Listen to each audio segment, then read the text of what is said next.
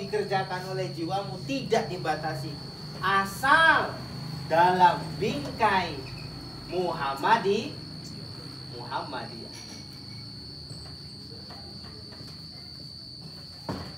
Di sini ini bingkainya Muhammad. Kerangkanya itu harus Muhammad. Kau nggak boleh keluar dari Muhammad. Paham ini maksudnya? Di sini kau mau mikir silahkan, merenung silahkan, marifat silahkan, apapun boleh. Ibadah ya silahkan. Zohiran mau batinan itu mau gejelek silahkan.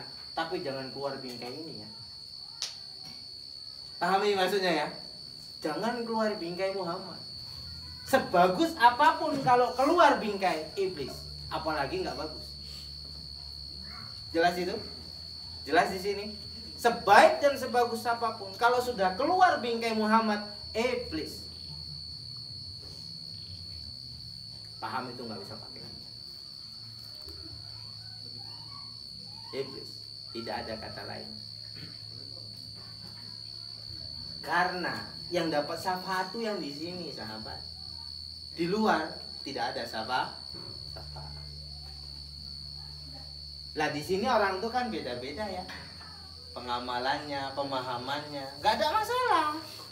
Ada yang cuman sholat 5 waktu doang, sunatnya nggak ada masalah. Ya syukur-syukur suatu saat bisa dilengkapi. Paham maksudnya? 5 waktu kan bingkai ya. Nah ini kan bingkai. Di sini ada pagar 5 waktu yang nggak boleh dilanggar. Puasa Ramadan, betul nggak? Puasa Ramadan, ini kan bingkai. Ada halal, betul tidak? Ada haram. Kita tahu mana yang halal, mana yang haram. Jelas. Mana kewajiban, kita tahu. Mana yang haram juga kita tahu. Ini bingkai. Artinya kalau ini ditabrak, ya udah. Gak usah cerita. Pemahaman yang lurus lah. Gak usah cerita pemahaman yang lurus. Ada enggak orang-orang di luar konsep ini yang kemudian punya hubungan kepada Allah?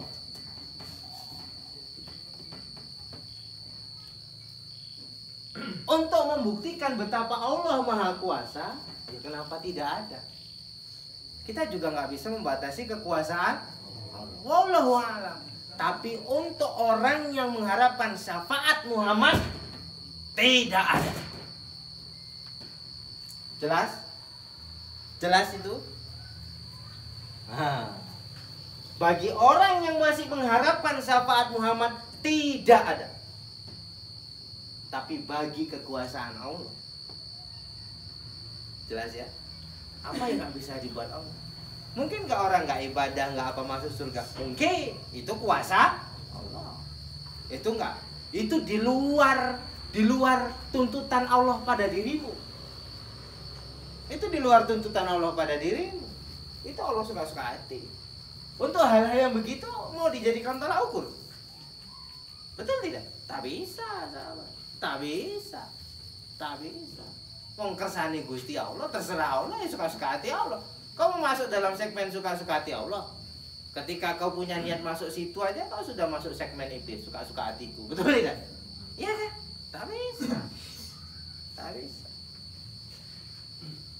Tapi mungkin karena Allah mah apa yang nggak bisa Allah buat? Allah bisa. Loh, kalau kita bicara surga itu tahta masyiatillah. Surga itu tergantung Allah, siapa-siapa yang mau dimasukkan situ mana bisa protes. Tapi bagi orang yang mengharapkan syafaat Muhammad, tidak ada jalan lain selain dalam bingkai Muhammad. Jelas ini ya. Nah, situ kalau masih mengharapkan syafaat Rasulullah, ya jangan keluar dari bingkai Muhammad. Kalau situ keluar dari bingkai ini cuman ada 2 kemungkinan. Dipilih, betul tidak? Inilah yang orang-orang yang dipilih, betul tidak? Dipilih atau disesatkan. Jelas? Berani situ spekulasi di sini. Iya kalau dipilih, kalau disesatkan, putus, gak usah cerita. Ini ruang spekulasi, sahabat. Ada orang-orang yang dipilih, oh kenapa tidak? Allah suka-suka hati Allah. Mau masukkan surga siapa-siapa? Oh mungkin aku. Ya kalau situ. Ketika situ ngomong mungkin aku saja, itu indikasi situ udah disesat. Berani main-main di situ. Aku nggak berani. Kalau situ berani silakan. Aku yang nggak rekom lah ya. Kalau yang di luar bingkai itu aku nggak rekom. Karena rekom tarbiyah sini yang Muhammadi harus dalam bingkai Rasulullah Shallallahu Alaihi Wasallam. Tak ada jalan lain, tak ada cara lain. Kalau mengaku cinta kepada Allah, seharusnya kalau yang di sana pun memahami, dia akan masuk ke bingkai ini. Pasti masuk. Karena dia paham laulaka mukhalaqtu aflak. Kalau tidak karena kau Muhammad, tidak aku ciptakan 7 lapis langit dan harusnya orang paham. Betul tidak? Semua karena Muhammad. Allah yang bilang. Apa mungkin Allah berbohong? Ya terserah Om. Loh kan gitu bermasalah. Gitu. Jadi tak bisa. Muhammad itu udah semuanya.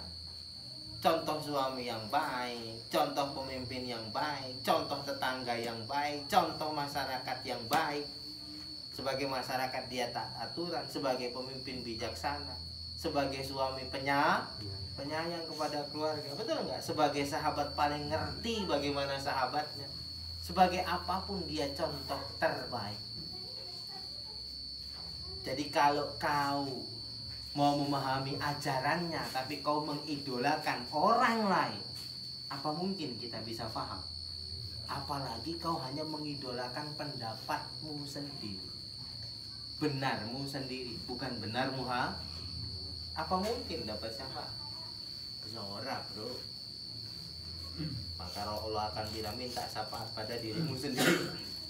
Mungkin memahami pakai versimu, bukan versi Rasul. Maka aku bilang, Allahu a'lam. Apa motivasi, apa kemudian dasar sikap-sikap yang sekarang sedang viral ya, seperti kasus Habib Rizik Syihab. Apa motivasi, apa dasar, terserah. Tapi biar saya kasih paham dulu sama Sedulur. Sedulur boleh sependapat sama Habib Rizik, boleh tidak.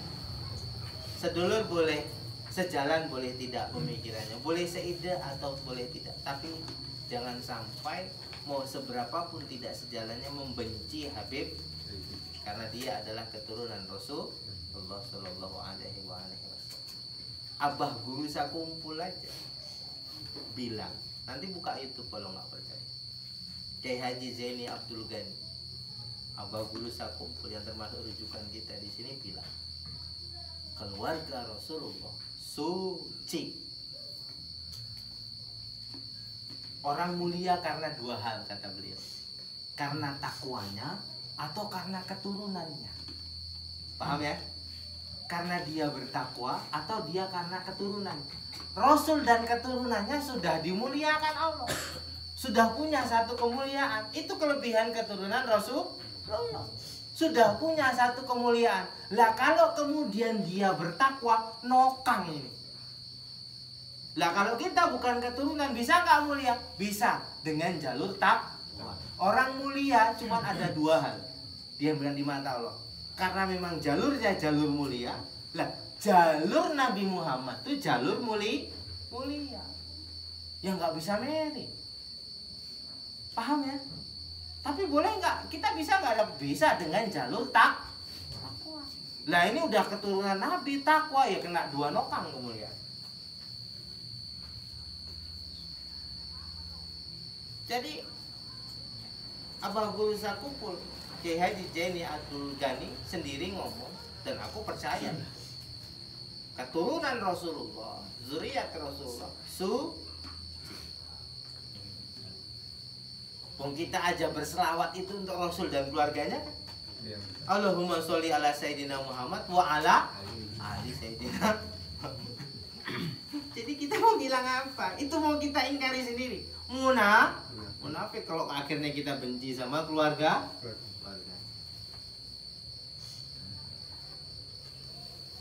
Apalagi ditegaskan sama Bagus, yang benci sama keturunan Rasulullah iblis. Ngeri nggak? Iblis. Abah Guru sekumpul wali loh. Dia punya kerajaan sendiri. Dan dia bilang yang benci sama keturunan Rasulullah iblis. Apapun besar alasan. Sahabat, aku tadi cerita, kalau sedulur pengamal syariat yang benar, nggak ada alasan sedulur benci sama Habib Rizik. Apa sih yang dia perjuangkan? Apa dia nuntut jabatan? Tidak. Apa dia nuntut wilayah Indonesia separuh untuk dia? Tidak. Apa dia nuntut jadi menteri? Enggak. Dia cuma nuntut keadilan dan supaya pemerintah tidak, ya kan, menzolimi umat selesai kan? Gak ada yang dia tuntut. Gak ada. Maka kalau ada yang benci sama Habib Rizik, munafik. Rata-rata yang nggak suka itu yang belum menjadi pengamal ajaran Nabi secara seutuhnya, itu pasti.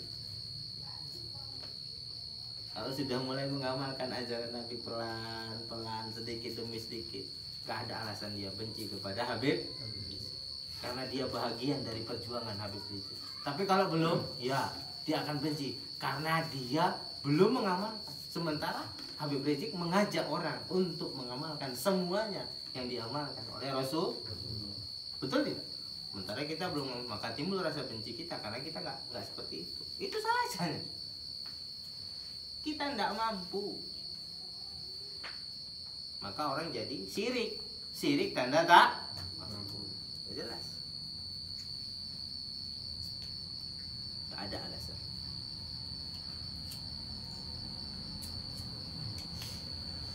Pun saya tekankan, kalaupun sedulur itu gak sepaham monggo atau gak sependapat monggo, tapi jangan sampai ada rasa kebencian.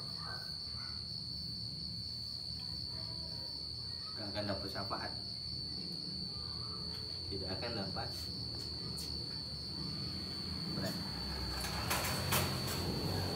Mbak Maimun Jubir aja bilang, keturunan Nabi Muhammad seperti lembaran Al-Quran yang koyak. Kalau keturunan Nabi Muhammad yang buruk, misalnya buruk akhlaknya nih, kalau yang bagus sudahlah. Yang buruk akhlaknya itu seperti sobekan ayat Quran. Boleh dipijak-pijak? Enggak, tetap harus dihormati. Betul tidak? Nah itulah dia. Seperti ayat, seperti Quran yang sobek. Itulah seburuk-buruk akhlak keturunan Rasulullah, ya kan? Itu seperti seburuk-buruk Habib, itu seperti Quran sobek, nggak bisa dipijak-pijak. Boleh kita mijak-mijak itu? Nggak boleh. Nah, jadi begitulah situasi menghormati. Kalau masih ada kebencian kepada keturunan Rasul, mungkin itu juga yang menghalangi kenapa Nur Muhammad tidak terpancar begitu hebat dalam diri kita. Gampang kan? Dengan mencintai keluarga Rasulullah, malah kita mendapat pemahaman yang benar tentang apa yang diajarkan Rasulullah sebenarnya.